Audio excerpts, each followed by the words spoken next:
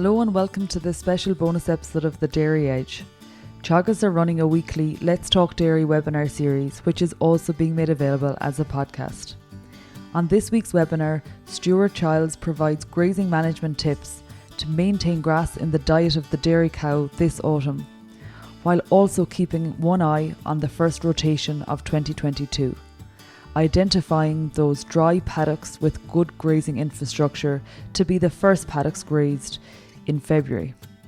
Stuart also makes recommendations on appropriate fertiliser rates based on average farm cover.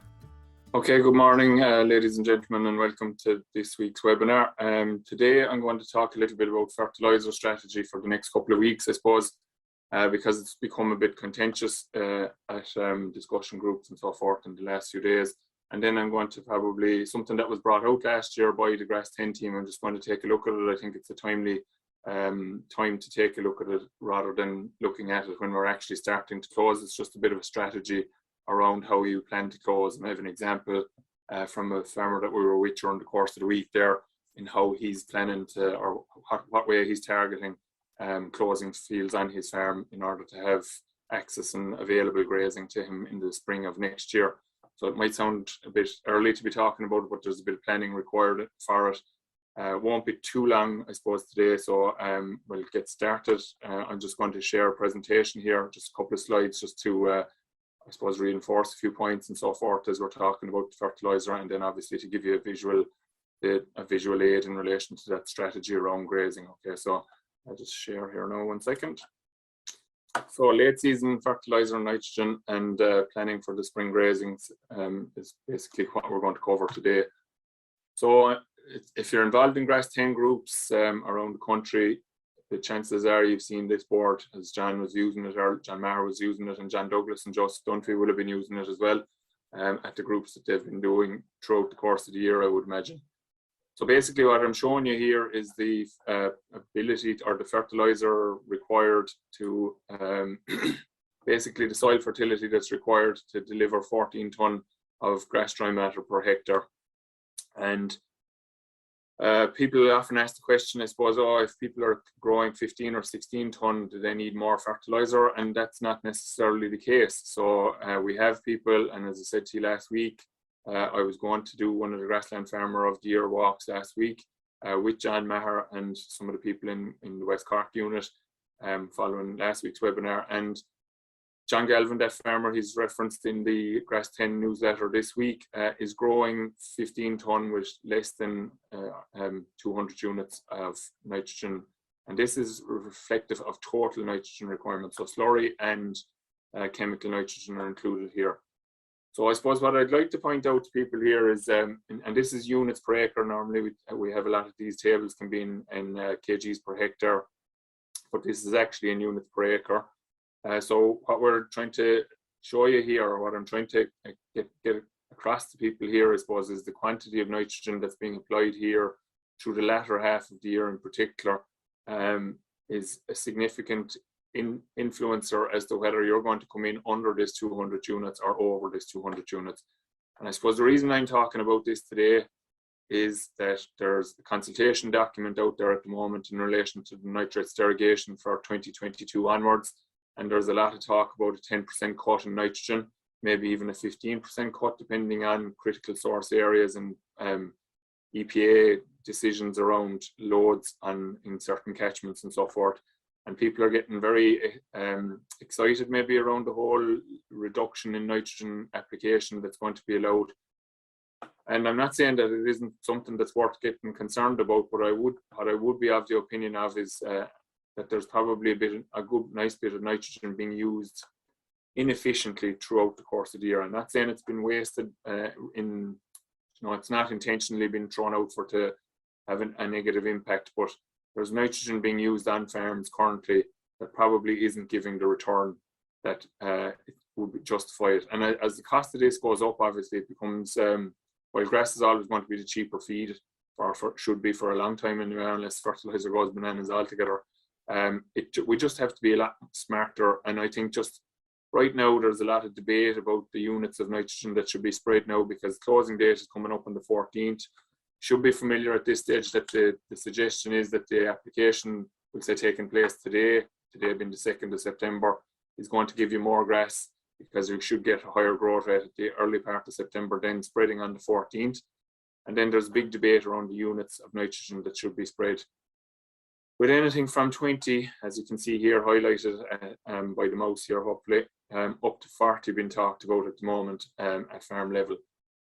So I suppose what concerns me in relation to the 40 in particular is that that's a fifth of the nitrogen for the entire year being applied in that last application of the season. And it's also been applied when growth rates are okay, but not particularly superb, I suppose, in reality.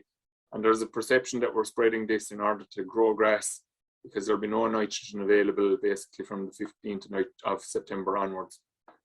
Whereas in reality, as we currently speak, and again, it's in that consultation document that there's a suggestion that we might have to have all the slurry spread by the 14th or on the 14th of September from 2022 on. As that's a consultation document, it isn't set in stone as yet.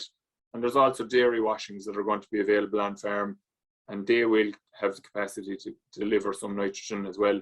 And as we currently stand, they can be spread throughout the closed period, we'll say, once they're being collected into separate soil water tank, and you have 15 days storage, or maybe 10 days storage if you're in the old, if you haven't had to build any new tanks in the intervening period since the 15-day rule came in.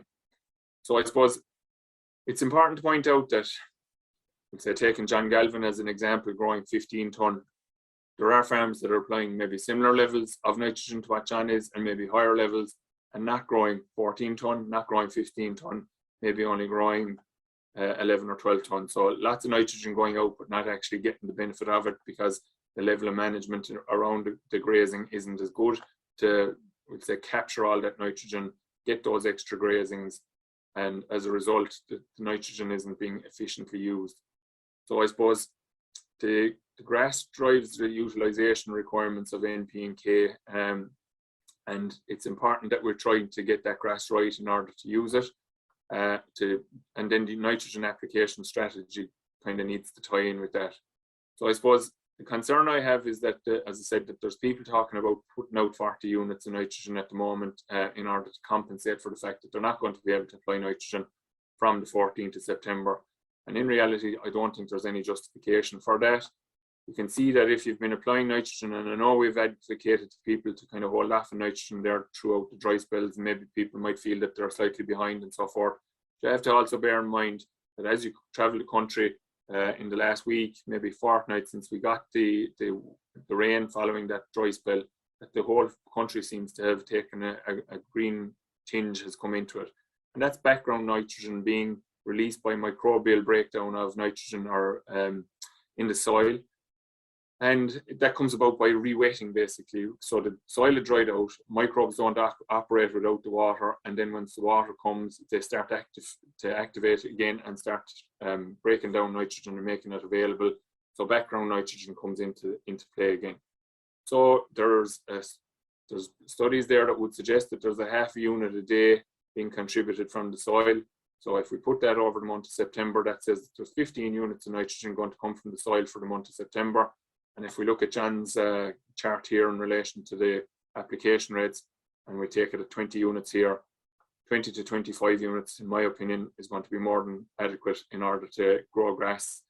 The other side of it is, I suppose, we're going to see people putting out a lot of nitrogen at this stage, or potentially considering putting out a lot of nitrogen at this stage, and growing a lot of grass that they may not actually be able to utilize later in the season as well. So we need to just be smart about our nitrogen applications in terms of we need to be very conscious of the risk of nitrogen getting into water courses and so forth as well. But the weather is quite good, obviously, at the moment, so the risk of that is limited, because we don't have rain or significant quantities of moisture at the moment that are going to carry fertilizer over land into streams and rivers.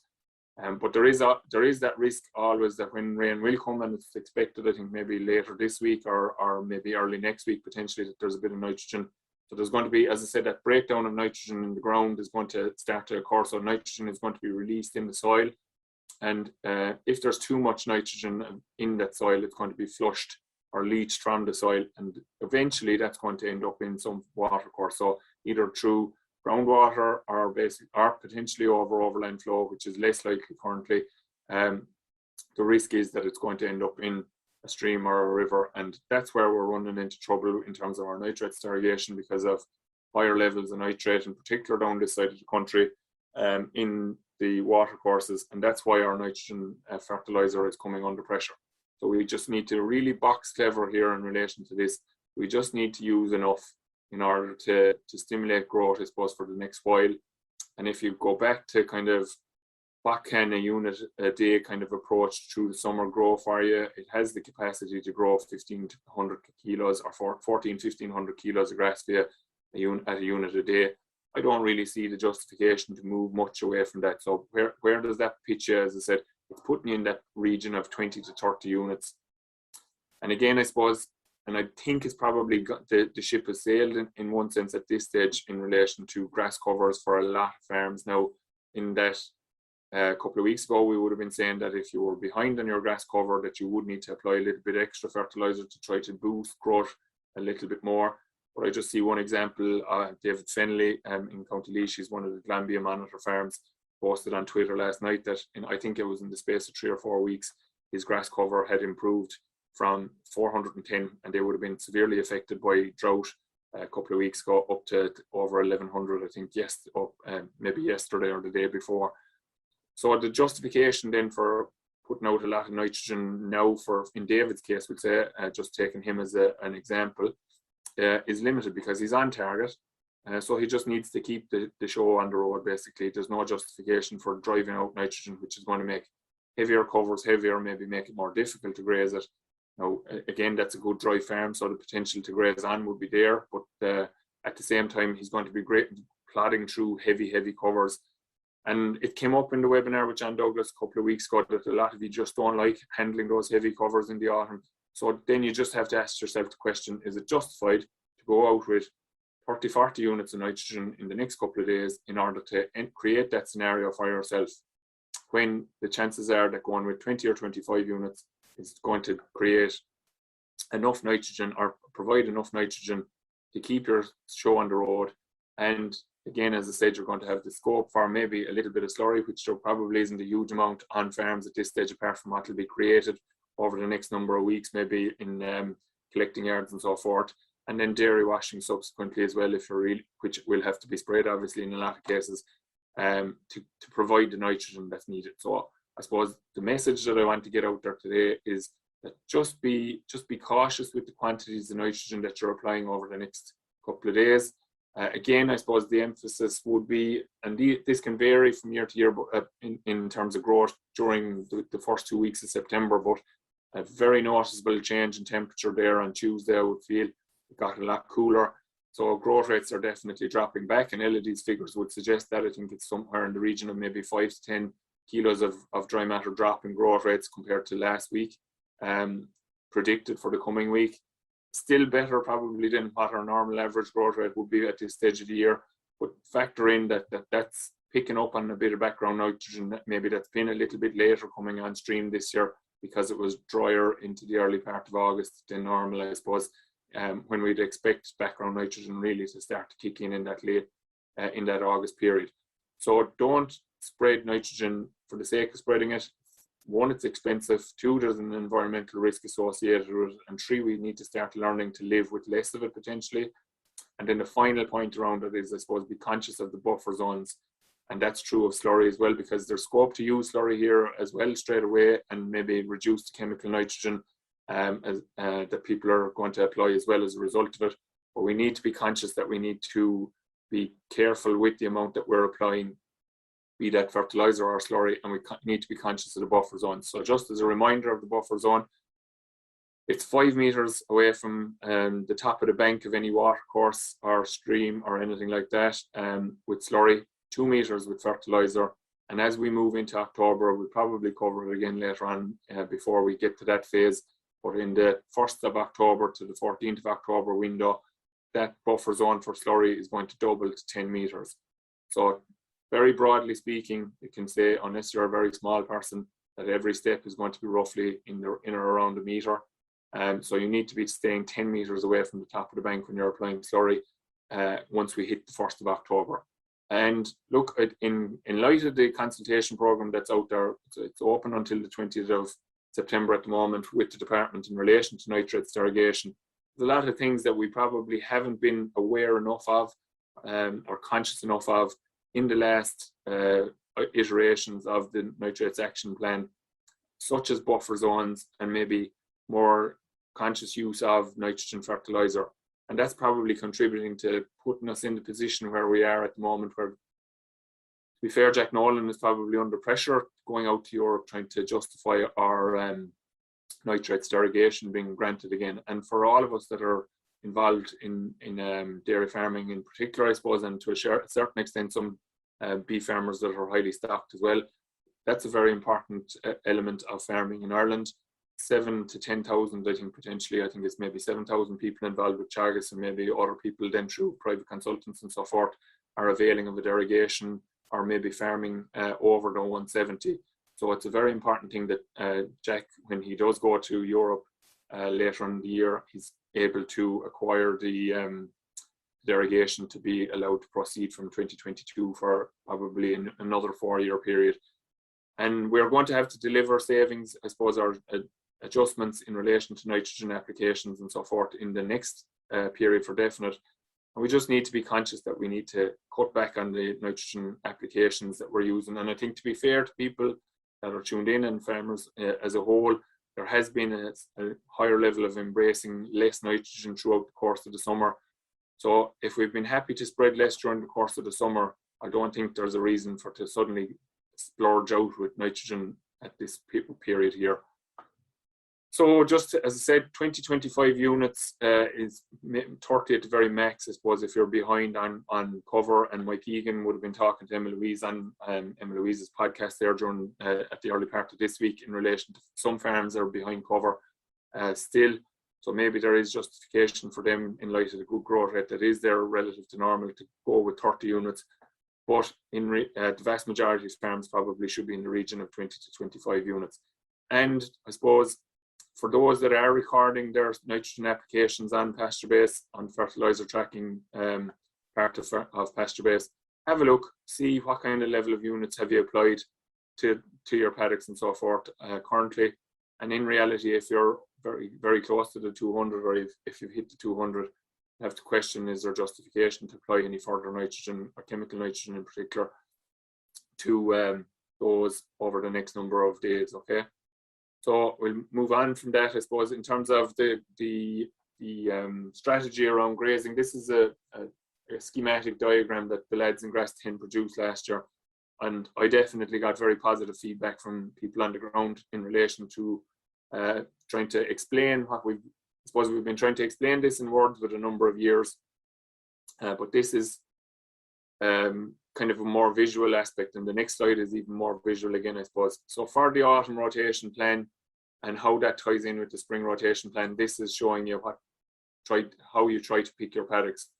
So I suppose we'll go to this piece here first, and we'll start on the spring side of things. So for the first 30% that you want to be grazing in February, you want it to be drier paddocks, obviously. There's a bit of a discussion or a debate around whether it should be closer to the yard or not. And sometimes that can just be around the visual, I suppose, of cows out in the paddock and cows in the sheds, being able to see one another maybe, and maybe the noise of feeding the cows that are in the sheds, distracting cows that are out grazing from grazing, and they suddenly run towards the gap and then stand at the gap, obviously. So I suppose closer to the yard obviously facilitates quicker in and out and so forth when you're at a very busy stage of the year. But I think there's probably a couple of issues around that in terms of freshly calved cows need to be settled, not trying to return to a yard because they're looking for a calf, that kind of scenario. So maybe settled in. And Joe Patton would have talked about this, I'd say, earlier in the year, where maybe taking that 4 to 5 days where cows that are freshly calved are kept in a separate group within the shed. They're not let out, they're let settle down, get their intakes going basically in terms of silage. And then when it does come to moving them out, they're a bit more settled in relation to this. So drier, closer to the yard, good access obviously, so that we can go in one gap, come out another maybe, and maybe not have to go in and out the same gap obviously multiple times, because obviously you're not going to have huge numbers in the month of February. Sheltered obviously, so that if we have cold spells or anything, that they're not exposed. Again, they're slightly vulnerable, and again that re-emphasizes the point that Joe makes about having that transition group, I suppose, from calving to grazing. And if they're a little bit more hardy after 4 or 5 days, because they're recovering, or they're after beginning to recover from the calving process, their intakes are up a little bit, they have a bit of silage in their stomach maybe initially when they go out, that they're digesting well, and that will obviously contribute to heat as well from them. And then I suppose the key thing why we're talking about this in relation to picking your paddocks to graze is the cover that it's going to be onto it, is going to be on it. So 800 to 1200, so we'll say average 1000 of a cover. Cows are going out, lower intakes, heifers only 8 kilos of dry matter intake in their early days of post-calving. Cows at 10 kgs, increasing by approximately half a kilo to a kilo a week. So we obviously don't have a big demand for grass as such when we head out in that month of February. We're also trying to get 30% grazed. So if we have heavy covers, we're not going to get that 30% grazed. Recently reseeded, I suppose, would be a benefit in that it's going to recover quickly, and quickest growing and recently reseeded tie in together.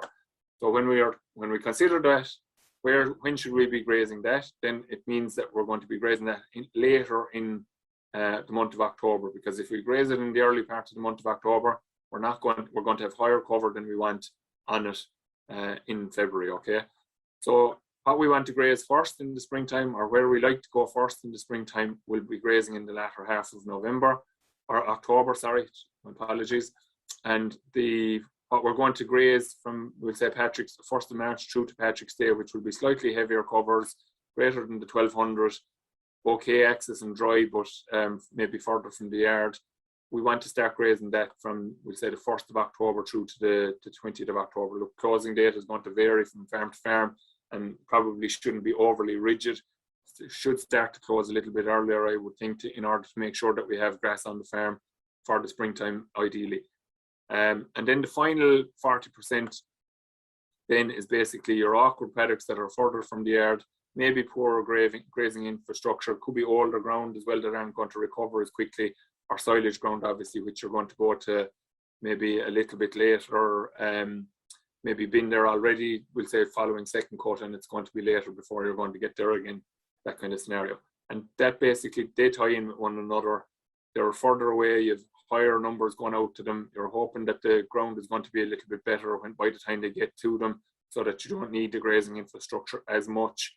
As I said, the older pasture is going to be growing a little bit slower maybe as well, so they're not going to grow as fast maybe as these covers here. And the silage ground as well, so you're clipping off the silage ground just before you're closing it up as well. And then I suppose it's important to point out here that the heavy farm targets for autumn should be 7 to 10 days earlier, for the spring 7 to 10 days later. So again, I'll reference Emma Louise's podcast with Danny Birmingham there the other day. Danny is in the situation where his grazing in November is very limited. It's big bonus territory for him. So he's grazing his farm cover down quite significantly, allowing it to grow up then over the month of November, December, January, Feb, and a good bit of February potentially as well, to have adequate cover for him. But the vast majority of farms, would say, Danny's farm is quite a wet farm. Some people think that they are in heavy soil, but they're not in heavy soils relative to some of the farms that are in the heavy soils program, and can box clever, I suppose, around here, and maybe can be turning out a little bit earlier, maybe mid to late February as a start date. Everyone knows their own farms. This principle applies maybe just with changing of dates and so forth as well. So I suppose to put this into practice, or to make it more visual, I suppose some people look, this makes sense, I suppose. Like I've explained it pretty well there, I would hope, that what we're trying to achieve in terms of when we're going to graze the paddocks, we're going to graze throughout the autumn final rotation. But I think what really brings it to life is this. And this is an example that we did with a farmer earlier this week. And thanks to him for providing the information for this. So you should see there up at the top here on the right hand side that what's highlighted in orange is the 30% that he would plan to graze by the 20th of October. So they're the paddocks that he's going to be grazing from the 1st of March through to the 17th of March, potentially. The green is highlighted as being the ones that he wants or that he would like to be in from early February or potentially in early February when cows are calved next year. And then the pink is 40% that he's going to use for the last portion of that opening rotation in the spring of next year. And then look, there's just a couple of paddocks there that are deemed unsuitable for cows on this farm, and he doesn't include them in the rotation, so they're being excluded from that. So just to clarify it here, I suppose this is in black and white, but there's fantastic infrastructure on this farm, absolutely fantastic infrastructure on this farm. Job done on it back in 2018, kind of realigned. There was only one kind of central roadway on it at the time, and the plan was there to increase the cow numbers. So the infrastructure was put in to match it. So we have roadway coming here, roadway coming here to roadways coming out to here. There's a roadway here and a roadway down here, and spur roads as well, and kind of crossing roads here. So why are we in green paddocks here? These are drier paddocks. These are drier paddocks here. There's fantastic infrastructure. These are relatively dry paddocks, but with very good infrastructure around them. So roadways, roadway, and another roadway here, providing access to 17 and 18 as well. And we have a bit of a spur into number 6 here as well. So I think that this is quite good in terms of a visual. While this is good at explaining it, this brings it to life in my mind. And people should probably grab a map of their farm and sit down and think, when we come to the month of February next year, what paddocks are likely to be grazed? Now, we're assuming that the weather is going to play ball to a certain extent here, and that we're obviously ground conditions are going to be favourable to on-off grazing. And there does look, I'll acknowledge that there Februaries have come there in recent years in particular, where it's been extremely difficult, even with on-off grazing, to get grass into cows potentially. But at the same time, like I said recently as well, if we don't plan to have grass on the farm, we're not going to have it. And we need to make sure that we do try to have the grass on the farm in the springtime, so that when the opportunity does come, we can take advantage of it. And I suppose just to bear in mind in terms of what it brings to people is that it's going to give you a very high quality nutritionist product that's going to feed cows much better in the springtime than it's going to do in the autumn time, in terms of the value of spring grazing over autumn grazing. So there's two aspects to it. We need to try to graze these in order to have them prepared so that they're in the position that we want them come February grazing. And we also need to have the discipline in November not to be tempted to necessarily go back in and graze them, any of these paddocks again, in order to just get a few extra days in the month of November. And one of my colleagues in the Middleton office, Fergal Mahoney, often makes a point, and it's a good one to bear in mind when it comes to November, that 2 days in November could be worth 10 days in February, basically, of grazing. So we have the capacity to feed the cow with silage and meal in the month of November and deliver similar, if not the same level of solids potentially, if silage quality is good. Whereas when we come to the spring, no matter how good the silage quality, no matter, there's only so much meal you can throw at the cow as well, along with the silage. Once we get out to grass, we get that lift in milk yield, and we get that lift in constituents as well. So we need to plan for it.